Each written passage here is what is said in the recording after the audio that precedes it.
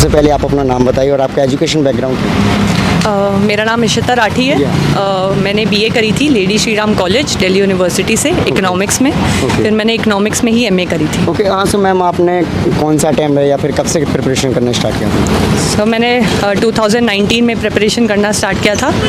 2019 में ही मैंने अपना फर्स्ट अटैम्प्ट दिया था जिसमें मेरा प्रीलिम्स क्लैरिफाई नहीं हो पाया था और अब ये मेरा सेकेंड अटैम्प्ट था। सेकेंड अटैम्प्ट में ही आप इंटरव्यू तक पहुँचे। तो मैम सबसे पहले आप ये बताइए आप फीलिंग्स क्या है आप, क्योंकि एक नॉर्मली स्टूडेंट्स बहुत साल प्रिपरेशन करते हैं। आप भी DU में पढ़े हो, आपको पता ही होगा कि दिल्ली यूनिवर्सिटी से कितने सारे स्टूडेंट्स ऑलरेडी UPSC के लिए प्रिपरेशन करते हैं और कई बार वो प्रीलिम्स देते हैं, नहीं होते हैं। तो आप बताइए मैम आपका फीलिंग्स क्या है इस टाइम पे? आप इंटरव्यू के लिए अपेयर हो रहे हो और डेफिनेटली आप ऑफिसर बनने जा रहे हो। सर इस टाइम पे तो मेरे को बहुत रिलीफ फील हो रहा है और बहुत ऑनर्ड फील हो रहा है कि मेरे को अपॉर्चुनिटी मिली कि मैं इंटरव्यू जाकर देकर आऊँ। सर जो क्वालिफाई नहीं कर पाते, आई थिंक उनके लिए मैं सिर्फ यही कहूँगी कि पेशेंस हर लेवल पे टेस्ट होता है UPSC में। तो अगर आप उस पेशेंस को होल्ड कर सकते हैं और ये इंश्योर कर सकते हैं कि आप हार्डवर्क साथ में करते रहेंगे, चाहे कुछ भी हो जाए, आपको अपना सपना है तो अचीव करना है, तो आई थिंक वो हो सकता है। ओके, सो मैम मैं पूछूँ कि आपके इंटरव्यू का एक्सपीरियंस कैसा रहा है, किस टाइप के क्वेश्चन पूछे गए? इसके पहले आपने इंटरव्यू के लिए कैसे प्रिपेयर किया था मैम? सर इंटरव्यू के लिए मैंने न्यूज़पेपर्स पढ़े थे। 2 न्यूज़पेपर्स पढ़ती थी मैं। मिंट पढ़ा था मैंने और इंडियन एक्सप्रेस पढ़ा था। उसके अलावा अपना डैफ बहुत इंपॉर्टेंट होता है। उसको अगर आपने प्रिपेयर कर लिया तो आधा इंटरव्यू के प्रिपरेशंस तो हो ही गई। और तीसरा मॉक इंटरव्यू, मैंने काफ़ी सारे मॉक इंटरव्यू दिए थे, तो ऐसे मैंने प्रिपेयर किया था। और अंदर में से मोस्टली क्वेश्चन जो न्यूज़पेपर में आप देखते हैं रोज़, उसके बारे में पूछे गए थे। 3 फार्म लॉज जो अभी गवर्नमेंट लेकर आई है उनके बारे में पूछा, कोऑपरेटिव सोसाइटीज़ के बारे में पूछा था, डिजिटल करेंसी के बारे में पूछा था। तो मोस्टली करंट ओरिएंटेड ही था मेरा इंटरव्यू। ओके, और मैम करंट ओरिएंटेड के अलावा GS वगैरह से, एथिक्स वगैरह से, इस टाइप के क्वेश्चंस? सर इंटरव्यू में आपकी नॉलेज तो चेक नहीं होती है, राइट मैम। तो आप उनका सपोर्ट ले सकते हैं। डेफिनेटली अगर आपने मेंस क्लैरिफाई किया है तो आपको नॉलेज तो है ही, तो आप वो यूटिलाइज करके आंसर बना सकते हैं। Yes ma'am. बट उससे ज़्यादा इंपॉर्टेंट तो कॉन्फिडेंस होता है इंटरव्यू में। तो ओके, सो मैम क्या होता है जो फ्रेशर्स होते हैं, जो नए स्टूडेंट्स इंटरव्यू के लिए जाते हैं, फर्स्ट टाइम जाते हैं, जैसे आप भी गए, तो कहीं ना कहीं बहुत सारी चीज़ें चल रही होती है माइंड में कि इंटरव्यू पैनल कैसा होगा, वो कैसे रिएक्ट करते हैं उनका, या यूँ कहीं उनका व्यवहार कैसा होता है, हम्बल होता है या फिर अग्रेसिव होता है, तो वो क्या था मैम? सर मेरा एक्सपीरियंस तो ये रहा था कि मेरा बोर्ड बहुत हम्बल था।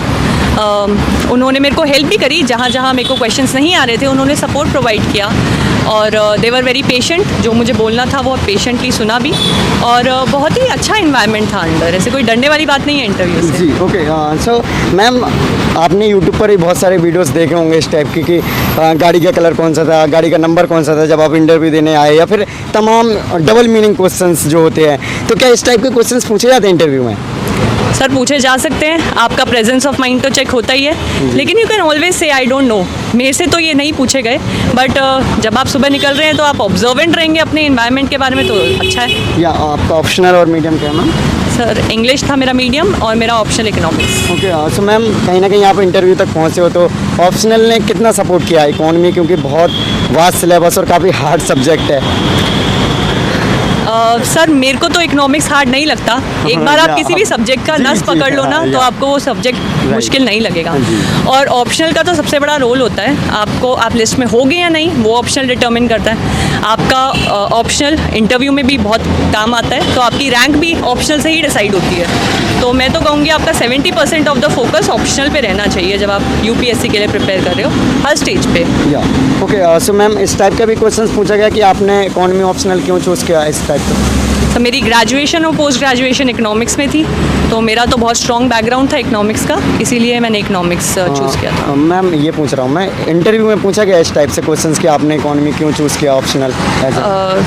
सर आई थिंक अगर आप बहुत ही डायगनली डिफरेंट डायरेक्शन में चले जाते हो, अगर आपने इकोनॉमिक्स से करा है आप मास्टर्स और आपने एंथ्रोपोलॉजी ले ली, तो आपसे पूछा जाएगा। अदरवाइज तो ये बहुत ही कोहेरेंट एस्पेक्ट है आपके डैफ का, तो उसके बारे में तो कोई क्वेश्चन। ओके, सो मैम अगर मैं एक वर्ड में पूछूं आपका इंटरव्यू का आज का एक्सपीरियंस कैसा रहा, तो उसके बारे में?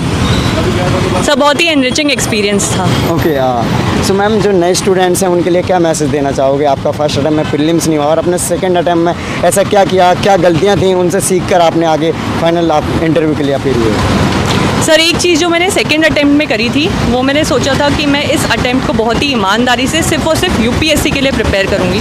मैंने कोई और स्टेट सर्विसेज का एग्ज़ाम, कोई और एग्ज़ाम नहीं दिया था। मेरा इंटायर फोकस यूपीएससी पे था।